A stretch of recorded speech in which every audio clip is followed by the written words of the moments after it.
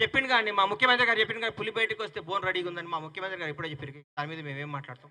చేసిన మల్కాజ్గిరి పార్లమెంట్ అభ్యర్థిగా టికెట్ కోసం అప్లై దరఖాస్తు చేయడం జరిగింది. దున్నపోత వస్తుంది, చిన్న దున్నపోత వస్తుంది, కట్టి పడేస్తాం. మల్కాజ్గిరిలో కాంగ్రెస్ జెండా ఎగురుతుంది. ఎవరికి టికెట్ బ్రహ్మాండమైన మెజార్టీ గెలుస్తాను. నేను ఊరికి అట్లా మాట్లాడిన అందరిలాగా బీఆర్ఎస్ ప్రభుత్వం లాగా దుమ్ము దులుపుతా ఎగురుతా గంతేస్తా అని. గెలుస్తాం, టికెట్ వస్తే గెలుస్తాం. కాంగ్రెస్ జాయిన్ చేసుకోదేమో మేమైతే జాయిన్ చేసుకున్నాం. మా ముఖ్యమంత్రి మంత్రి ఎందుకు ఇస్తారని మా దగ్గర మహానుభావులు ఎట్లుందండి మా పరిపాలన, ఎట్లుంది? ఆ దున్నపోతున్నా సార్ జాయిన్ చేసుకునేది. సౌత్ ఇండియాలోని అతి తక్కువ ధరలకి రత్నాలను అందించే ఏకైక సంస్థ 6JVR.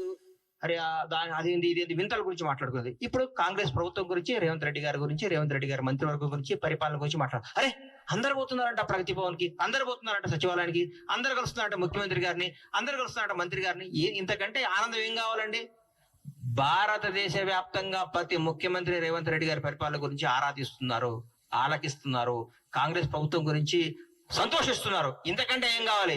మేము రాబోయే 10 ఏళ్ళు పరిపాలించడానికి ఈ 2 రోజులు అన్నం ఇక్కడ మెతుకు పుట్టుకుంటే చాలు కదా, అన్నం ఉడికిందో లేదు. ఈ 60 రోజులు పరిపాలన చాలు. మేము రాబోయే 10 ఏళ్ళు అధికారంలో ఉండటానికి చెప్పడానికి గర్వంగా చెప్తున్నాం మేము. అంతే. నమస్కారం. Thank you.